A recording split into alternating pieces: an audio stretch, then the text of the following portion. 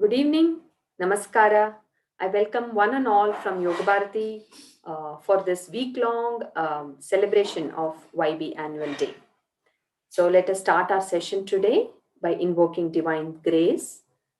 Please sit comfortably, hands in Chin Mudra on your thighs. Keep your eyes closed. Still your body. Try to bring all parts of your body to a still. Do not move.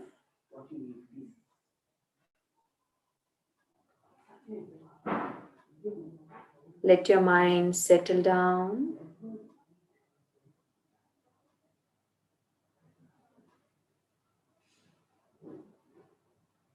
Focus your breath.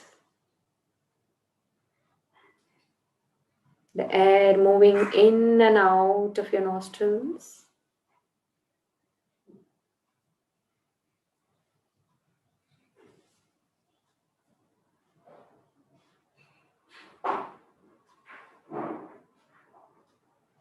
Be aware of your still body. Be aware of the breath flowing in and out.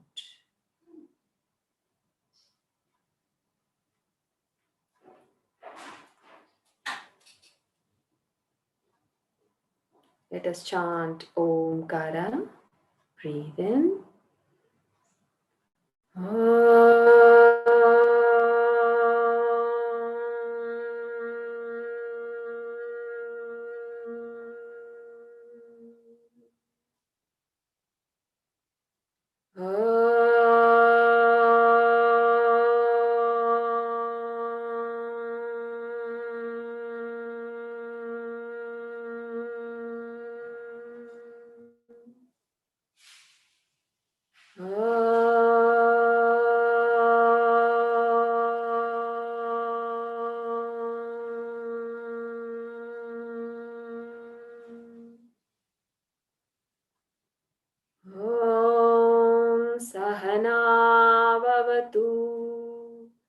Sahanau bhunaktu sahaviryam karavavahai tejasvinavadhitamastu ma vidvishavahai.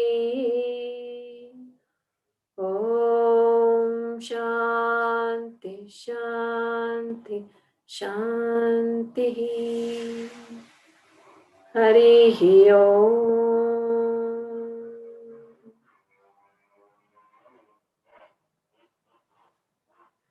Gently open your eyes. Namaskara. Welcome you all once again for the presentation today, which is about a very important, valuable instrument that we all are blessed with, our mind. So let us understand what this mind is all about as our scriptures tell us. So know your mind is the topic for today.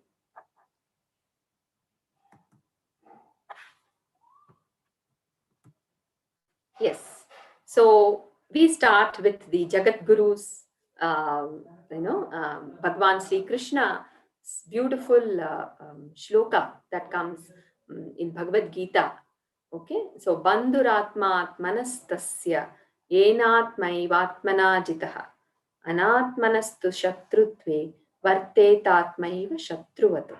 So Bhagwan says, a mind which is tamed, which is controlled, which is managed well by oneself, a mind which is completely under the control of a self. So such a mind is a friend. A mind which is a monkey mind, a mind which, is not in our control. Such the same mind acts like a shatru, like a foe. So this is a very valuable and empowering shloka that Bhagwan has given for us to contemplate. So even before understanding how the same mind is a friend and how the same mind is a foe, let us try and see what this mind is all about. What does our scriptures tell about that? mind, we all know, is made of thoughts. Yeah. So all that is mind is composed of is only thoughts. So just like, say, my body is made of only cells, right? When there is no cell, there is no body. The table is made of wood. My bangle is made of gold. When there is no gold, there is no bangle at all. Likewise, thoughts that are flowing continuously is mind. So when there are no thoughts, there is no mind. So, a beautiful comparison, which is usually taken, is the mind is compared to the flow of a river. Yeah. So, if we look at a flow of a river, yes, it is through and through water, like how mind is through and through made of thoughts. Okay. But the river on the surface level has a lot of turbulence, waves, ripples, whatever you call. So, because of the slope, or the way it hits the rock and boundary, so there are a lot of ups and downs. Yeah, that turbulence is the surface level river. And then as we go further down, it becomes more, the flow is more streamlined, right, more rhythmic. So this is a very beautiful comparison to our mind as well. Let us see how it is compared. Yeah, the name that we can actually that the scriptures give to this inner instrument, okay, it is called antakarana. Yeah, so antakarana is, anta means inside, inner, and karana is something that works for us. Yeah, instrument is something that help us do our work, right? So similarly, this karana is nothing but that actually works for us. So this antakarana is actually made of thoughts. We saw that, right? Thoughts flowing, whether it is flowing turbulently or whether it is flowing in a in a rhythm, in a streamlined way. uh, it is just made of thoughts. So based on how it functions, this whole antakarana is given different names. Okay, when the at the surface level, when there are a lot of confusions in the mind, when the thoughts flow turbulently, or when there are many thoughts that are flowing in very high speed, at that time we call that function as manas. Okay, so that is this manas. So when there is a little bit of settle, yeah, and there is a clear decision that comes in, sometimes we do experience, right? I'm sure as we talk, it is good that when we relate to our experiences, we would have experienced sometime, a firm decision coming from within, whatever it is. So that at that time the manas does the function of buddhi. Yeah, that is the buddhi. So manas, they say, sankalpa vikalpatmika manas. Okay, buddhi is nishchayatmika. There is a nishchaya in that. So that is buddhi. Then manas, there are a lot of thoughts, turbulence, ups and downs, and here in buddhi we see, a lot of settle there. Okay, so all these come up from a database of memory that we have collected over the past. It could be past, whatever, even past lives. So that is chitta. Yeah, so this kind of starts, the memory starts feeding in, gets we get those thoughts to the manas and buddhi from here. And this is ahankara. Ahankara, we all, it's not in the sense of ego. This is ahankarta ahankara. Yeah, ahankarta. So I am doing that base thought. Okay, that is called ahankara. So if you again compare it with the river, the surface level is the manas. A little bit deeper you go, the deeper you go, you see the continuous flow of water in a more streamlined way. So that is buddhi. Yeah, and chitta is the complete river itself. Yeah, it is made of all those database. And ahankara, say, it is the identification. I am doing it. To take a very simple example and a favorite example of, say, rasagulla, I go to a wedding and someone offers me rasagulla and say I am very diabetic. So in that time, I take the rasagulla, I like it so much, I want to eat it. Yeah, so by looking at rasagulla, that is the stimuli that I get from the world to the my senses, right? The moment I see that, what happens? I start salivating. I like it, but there is a lot of thoughts that run in my mind. Oh no, I should not eat it. It is not right because I am diabetic. Oh, no, no, I want to eat it. I really like it. Let me see if my family members are around. They will not want me to eat it without them knowing. Let me eat it. See, so many thoughts come. So at that time, we are in the state of manas. Yeah. So when those thoughts come, at some time, we also experience a settle. Many times we don't experience, but this is what happens. Yeah. Somewhere, if we come to a decision that, okay, let me not eat. I'm diabetic. I'm not falling for my temptation. Yeah. When that decision comes in, then that's when we are with the state of buddhi. Yeah. So in all these states also, there is always this constant thought that I am thinking, I am deciding, this is my idea. So that is called ahankara. Okay. So this is kind of the four different facets, you can say, of our antakarana. Okay. So let us stick to this word antakarana. It is very beautiful. It is our inner instrument. Yeah. So as we move on further, Rasgulla was a simple example. I would like to take one scenario from Ramayana, a very popular scenario, wherein Mata Kaikeyi, yeah, the day before Bhagwan Ram's coronation, yes, as Yuvraj of Ayodhya. So actually, Kaikeyi was very happy because she loved Rama so much. But there comes Mantra, right, who poisons her mind. So what happens there?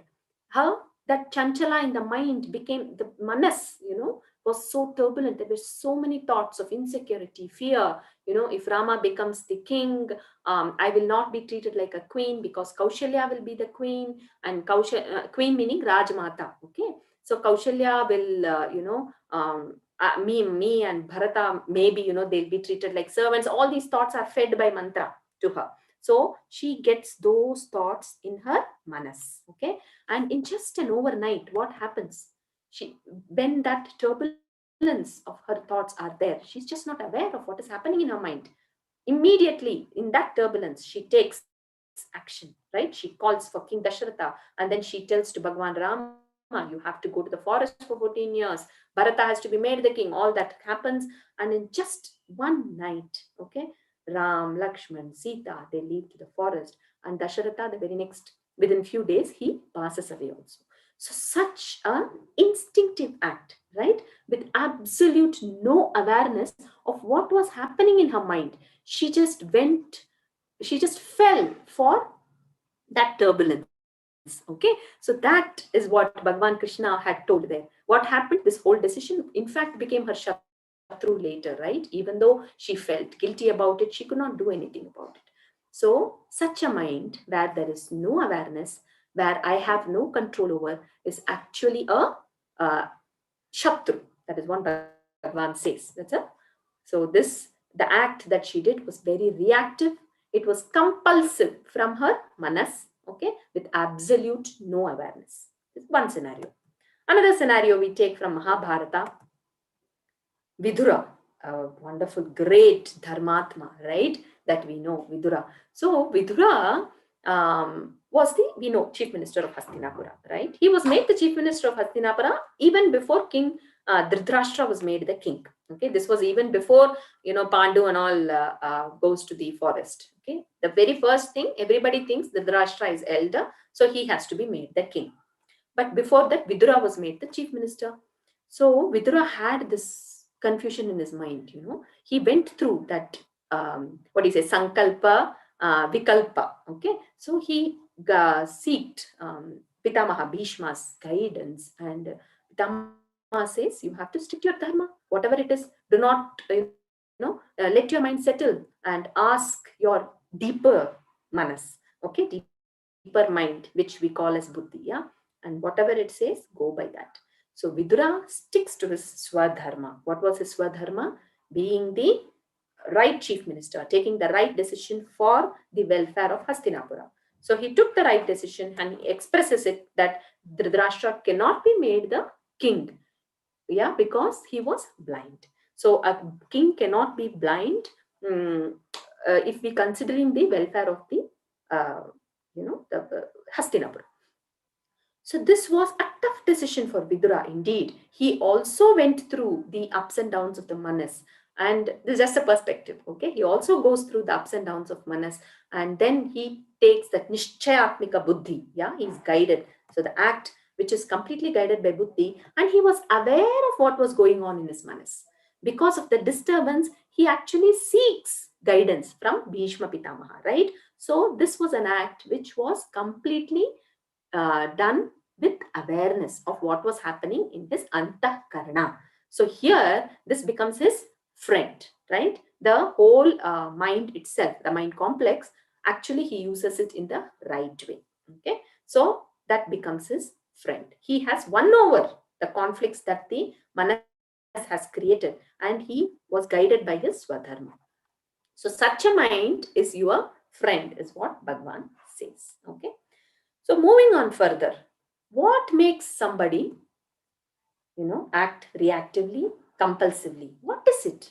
What is it there in my manas, which makes me act, so reactively? I really don't know what is happening. And what is it that actually makes me, stop, take a pause? What are these things, in my manas? What is it that brings so many thoughts in my mind when something happens?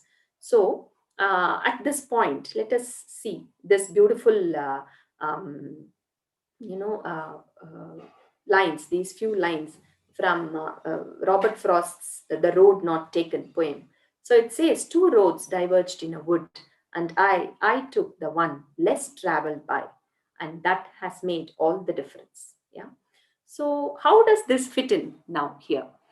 So when Kaikeyi takes that reactive, compulsive thing, what, even without her knowing, she took the already traveled mental track. Okay, so if you see, this is the mental track. You can, there are deep down in our antakarana, in our mind, uh, the mental tracks, impressions, okay, tendencies to go with certain things. Okay, so Kaikeyi was, even without her knowing, she did not even know what was happening in her mind. The mind just slipped into the usual mental habit of feeling insecure, maybe, yes, of putting her position, as the Rajamata. She wanted it, very egoistic. Kaikeyi was that kind of a character. So without even her awareness, she slipped into this path, her mental habit, the of sticking to that, egoistic decision. So that was a reactive and compulsive. Automatically we go into it, auto mode. Okay. But responsive is when we kind of take a pause in any given situation with awareness in what is happening with my manas, yeah, and then witness it, let the manas calm down, let the manas settle a little down, and then the answer that I get from within, go with that. Yeah. So that creates a new path. Okay. So these, like this, we have actually created many paths in our minds. So these are nothing but mental habits. Like we have physical habits, right? Taking bath at the right time. We all have a lot of habits at the body level, right? Similarly, there are habits at the mind level. If there is a stimuli from external, this is the way I react. So I'm sure all of us would have seen similar pattern. The way, why do I react the same way when this happens? Have you ever thought about it? It is because of these mental habits that we have formed.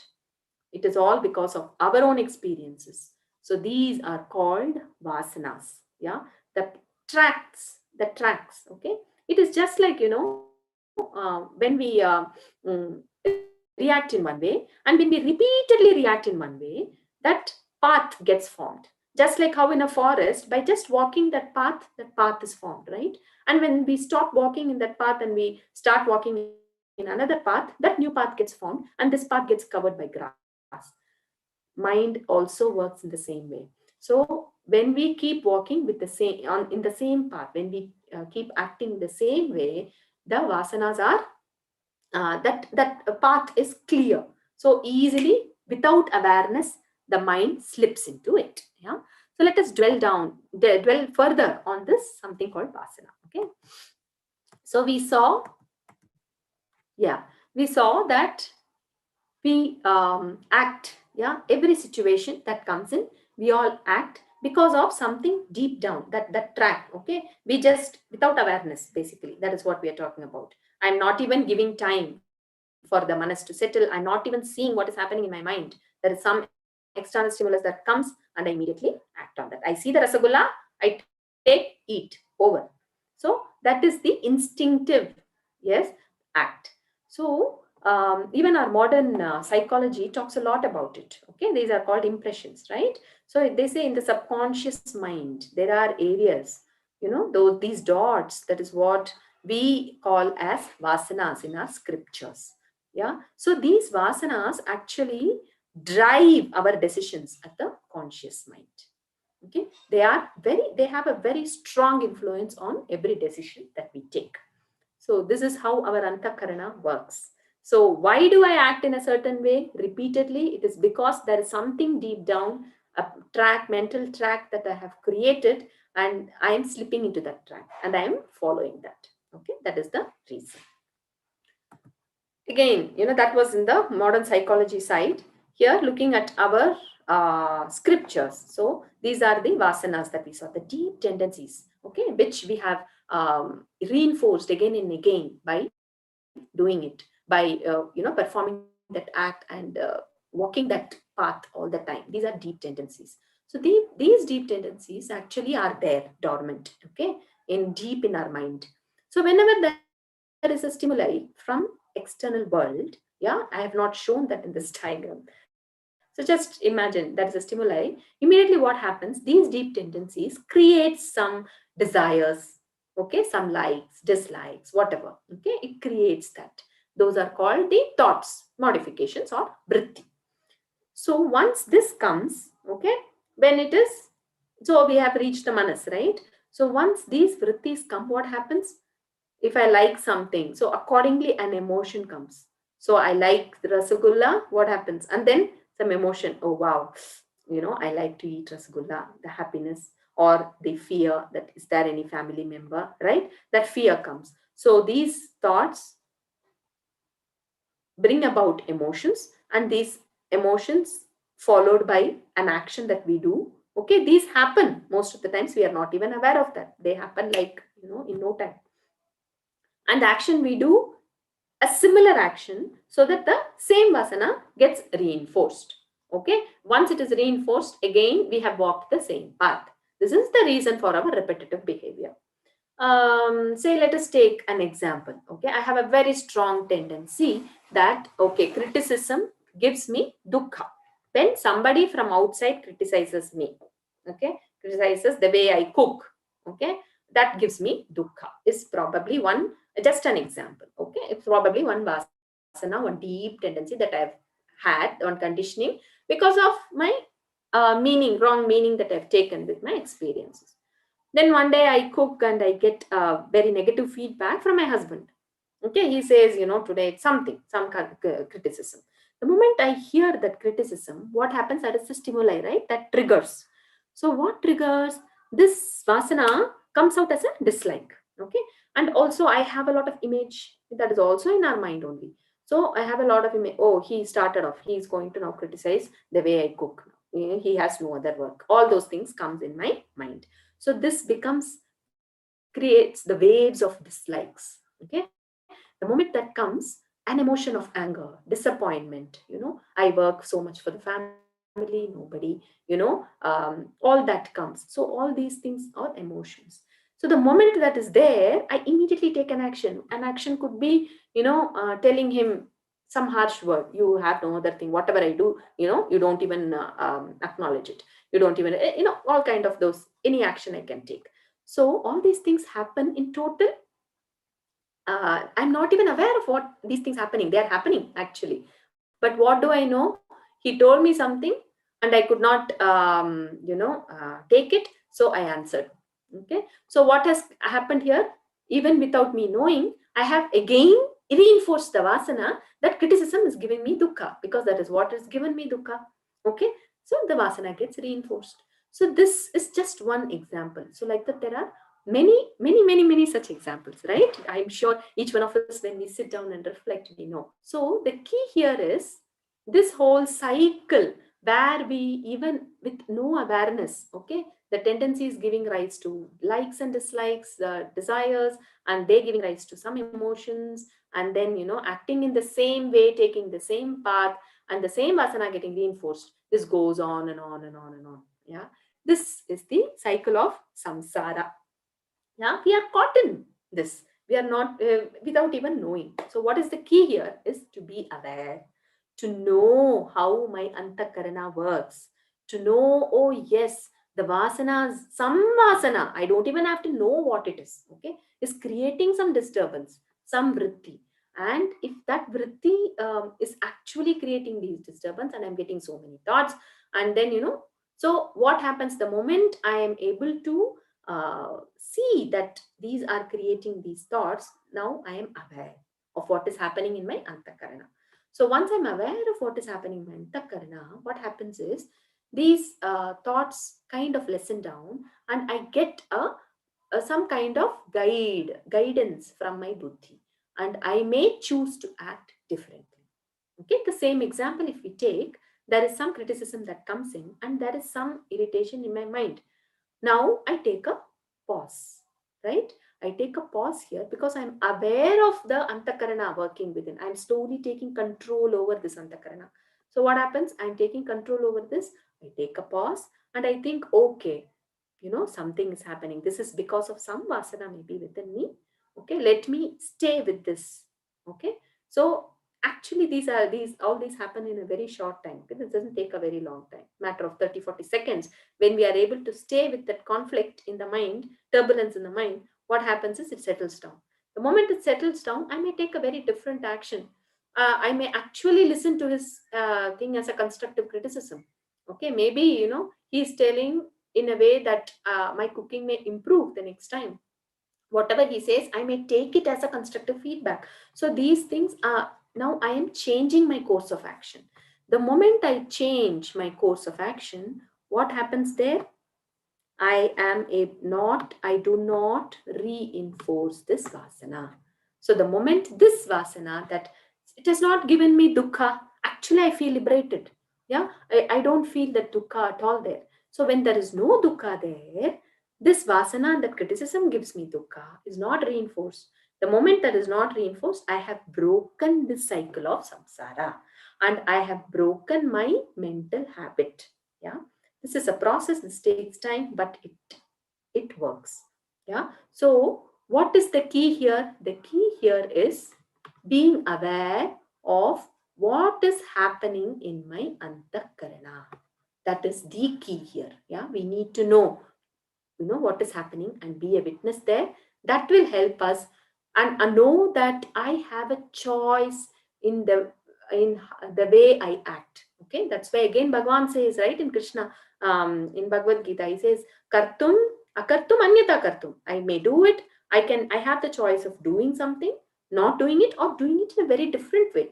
So all these things I have choice only when there is awareness of what is happening in my antakarana. Yeah. So the root cause is vasana, is what we saw, right? So let us now see this same antakarana, how it works as we are, this antakarana, how it works as we actually interact in the world. Okay. So this is a little different from, let me take out this, how do I take this out?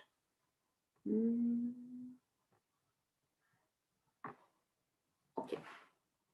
Oh, it's gone. Okay. So, yeah. Yes, the same antakarana, which is made of manas, buddhi, yeah, chitta, ahankara, and deep down vasanas, right? So let us see how it works. So here, this shows all the sense organs. Okay, we call them jnanendriyas. Okay, these are the indriyas that gives us the jnana about the world, right? About actually atmajnana also, right? So these are the indriyas. They are called the jnanendriyas. So these jnanendriyas gives input to our mind, which is the objective mind, the manas. All right. So say for example, I see something red in color, the eyes is giving the red color as input, and I'm also smelling something very nice, so the nose is giving the good fragrance. So using these two and all other things, the mind takes it, the objective mind takes it as, oh, it's a rose, right? So that is the function of the objective mind. It perceives the outside world. Once it perceives, what happens is it should go as it is to the depths of my mind, right?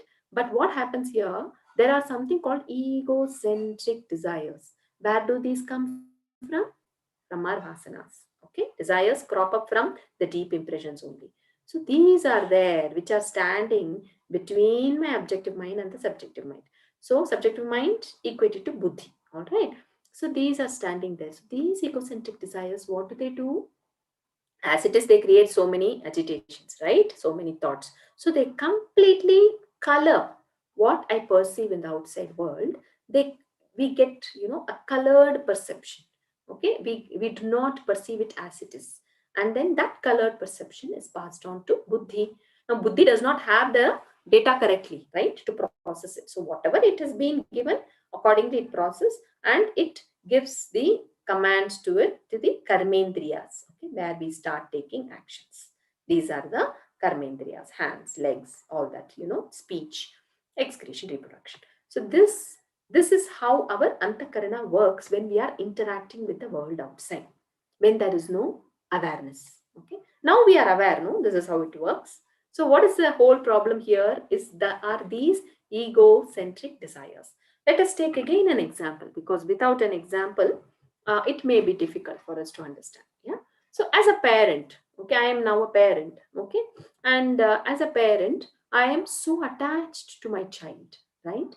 And deep down, I have many vasanas which says like, see, someone who is material success, who finds material success, he is the one who can be happy. Someone who maybe material success is gained only when you study the secular education, you get a good engineering degree or a doctor degree, professional degree, only then you can see material success. So these are different conditionings that I have deep within already. With my experiences, all these wrong conditionings are there. So, and my child, that is the ego comes there, right? So once that ego is there, all these in combination, the desires come in. My child has to be ambitious, my child has to take a professional course, my child has to do very well in her profession, so my child has to be materially successful, so that will make her happy, whatever. So these things are many egoic desires that come up. So say my child is very good in art. Okay, what happens? I see that, and she is sharing something that beautifully she's created. At the same time, I also see that the marks in her report card is not good. Okay, all these are perceived by my objective mind as it is first. Then what happens? These egoic desires are bringing in that turbulence. Okay, and it is coloring it. So because of that color, the what do? I pass on that, child is not going to be successful, my child is not going to earn enough, so ultimately she's not going to be happy. These are the, so it's completely different from what I have perceived, right? Something I've taken, these egoist desires have colored it so much, and that is what goes to my subjective mind. The moment the buddhi takes it, buddhi doesn't know anything, so it's not to be successful, then it is going to give a speech accordingly. I'm going to talk, maybe, very rude to my daughter, saying, what is the use of doing all this? You will have to take up this professional course. Come what may, you have to study well. So this creates a disconnect, right? So what is happening here? So this egocentric desire is actually completely disconnecting my antakarana. Okay, and I am not using, I have no control over it, and I am not using this beautiful instrument in the right way. Okay, so this antakarana is there for us to use so that we can live this life joyfully. Okay, so that we can live it more meaningfully, joyfully, connecting with everybody, connecting with ourselves. But what are we doing without awareness? Because of this, we are totally disconnected and giving a colored perception, and whatever we take action, is leads to more disconnection, and this becomes thick, thick, thick, such an opaque wall that what we perceive and what the buddhi gives back is absolutely nothing. So the thickness actually makes the buddhi very blunt. Okay, so what we need to do is we need to sharpen. They say it should be like razor's edge. That buddhi is such a powerful, it is a very powerful tool. So which can actually kind of discern. It can kind of take the right and the wrong. It can guide beautifully. But because of this, just like how rust gets into that iron knife, these egoistic desires makes the buddhi very, very blunt. So it doesn't function properly. It whatever it has, it functions. So we get into a very disconnected action, and without awareness, this is what happens. So our idea here is to slowly lessen these egocentric desires. Okay, so that is why we have these, working for others, not thinking about us. Let us not possess so much. All the karma yoga, bhakti, working for a higher ideal, all these things we keep hearing.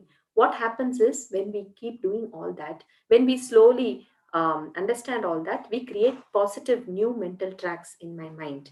Okay, so these egocentric vasanas get weakened, and slowly they get completely weakened. So in this scenario, as a parent, this slowly, if I the Khalil Gibran's quote, which we all know, right? So understand that is, I'm just a bow, and the arrow is through using bow as an instrument, the archer has left the arrow. Arrow is my child. I have been only an instrument, okay, for the child to come out. That's all. So apart from that, he has, it is just life's longing for itself, right? So the child has come out for her own, to lead her own life. So it is, there is no mamata there. So when that mind is not there, what happens? Slowly this egocentric desires come down. Yeah, so when I create that kind of vasana, how do I create that? By taking with awareness. I know, yes, this is what is happening in my mind. Let me not fall for it. Let me take another action. Yeah, so right now she seems to be good with art. Let me encourage. Whatever, I may take very different actions. It is subjective. That's why it's subjective. For each of us in different situations, they are different. So accordingly, I act. So what happens? This egocentric desire, slowly, slowly, it is like taking out the rust from the knife. Okay, and the buddhi is becoming sharpened. And we are also creating new positive mental tracks, new positive vasanas in our deep down. Okay, so these what are negative and what are positive vasanas? The thumb rule is the negative vasanas are egocentric vasanas. Okay, for I, selfish, which are selfish, me, mine. Whereas the if I have a very to serve others, yeah, to help, a devotion, a lot of devotion to God. These things are positive vasanas because they're going to help me evolve. They're going to make this antakarana more integrated. So when these egocentric desires become nil, yeah, so in great Mahatmas we see this, wherein there is absolutely nothing that is there between the objective and the subjective mind. So we perceive the world as it is, and that as it is goes to the is given to the subjective mind. So the moment that buddhi is now very sharp, this buddhi is now, there is no rust, right? No egocentric desire. We will have some vasanas, like relate. So those vasanas are selfless, as here it is written. It is selfless vasanas. One second. Yeah, as it's written here, these are selfless vasanas. So when these vasanas we use, we may do a lot of surveys. We may do whatever comes as in lot of satsangs. Okay, so those things are completely, we use these karmendriyas to purge out. That's all these vasanas, and we use the jnanendriyas to perceive the world as it is. So this state, actually, Bhagwan calls it as yoga, calls it as buddhi yoga. So this state where the mind is completely integrated, the mind, the buddhi is very sharp. There is absolutely no color. Yeah, and the mind perceives world as it is, sees what is real, Okay, and accordingly we act according to our deep down vasanas, just to according to our swadharma. So this state of integrated mind, when the antakarana is completely integrated, it becomes a state of yoga. Okay, as in second chapter, Bhagwan says, Buddhi yukto jahatiha ubhe sukrita dushkrite tasmad yogaya yujyasve yoga karma kaushalam. So this is a beautiful definition of yoga. Yoga is nothing but skill in action. Skill doesn't mean how we perform and the efficiency. It is how integrated is my mind. Okay, the one who has won over the mind. So when that integrated mind is there, we are in a state of yoga. And in that time, such a mind is a beautiful friend for us. Yeah. So it is going to help us evolve. It is going to help us know the truths of life. It is going to help us know who am I. Yeah. It is going to help us celebrate life. It is going to help us connect to ourselves and connect to everybody, the whole world around. So this is the short, a very short summary of what is this antakarana, what is this inner instrument that we all are blessed with, and how do we, the more we reflect on what happens within, we will understand our antakarana.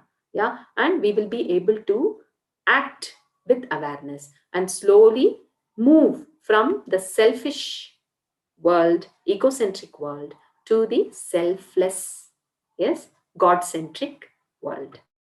Yeah, this is the summary of this whole antakarana. Okay, and I would like to conclude this whole talk by bringing out this analogy. I'm sure many of you would have heard from Kathopanishad. So here we see a chariot, and the Sarathi is riding the chariot, and there is a the one who is enjoying the ride. So this whole chariot is compared to Sharira, our body. Yeah. And this whole ride itself is compared to our life. So all these horses are our indriyas, which are actually the counters, right? The counters through which, like how you have the counter through which you take ticket, right? For a movie or something, the counter through which you buy, like that. These are sense organs are the counters through which we interact with the world. We did see that, right? So these sense organs, the indriyas, what it needs to be, they say, controlled properly using the reins, right, for the ride to be smooth. So that the means through which it is controlled, the reins, they are nothing but the manas. Yeah. So who controls it? Buddhi. So when buddhi is able to control through the manas all the indriyas, so buddhi is in charge of the ride. So just like how Bhagwan Krishna was the Sarathi, right, for Arjuna. So when buddhi is the in charge of the whole ride, so there is complete control over the manas, over the antakarana. So in that state is yoga, right? So that state, what happens? Atman enjoys the ride. Yeah, Atman is completely aware. He's able to enjoy the ride. The ride is very smooth. So this is a beautiful analogy from Kathopanishad. Um, I sincerely extend my pranams and gratitude to the gurus who have been guiding me throughout.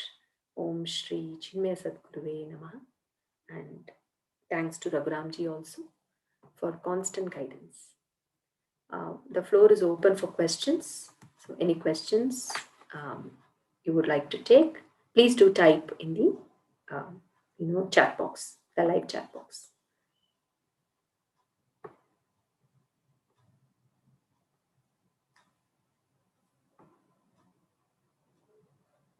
If you have any questions, you can type in the live chat box.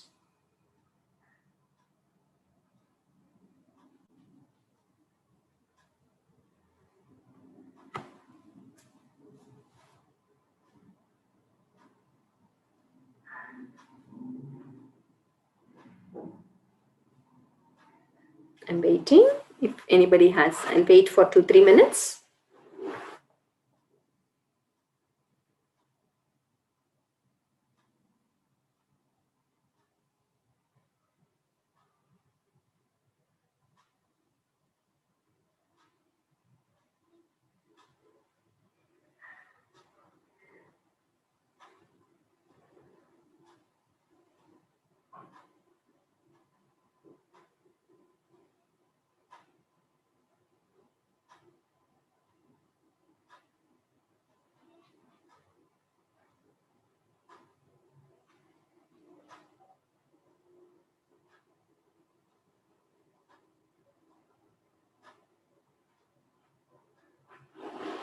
Okay, so if there are no questions, maybe then we can close the session.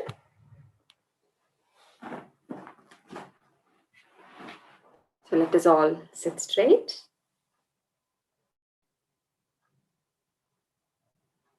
Keep your eyes closed.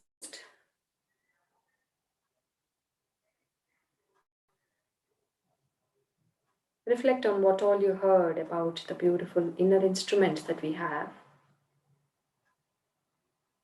Let us start living our lives with more awareness, knowing what is happening within.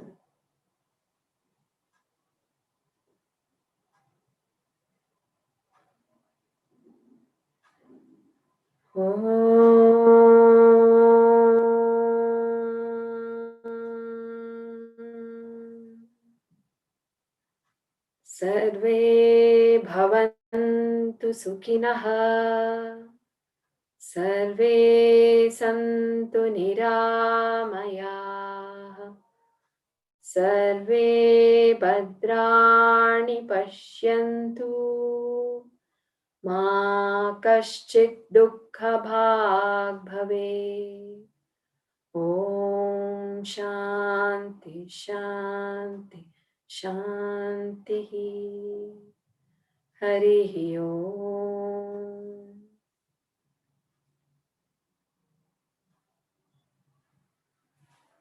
Thank you.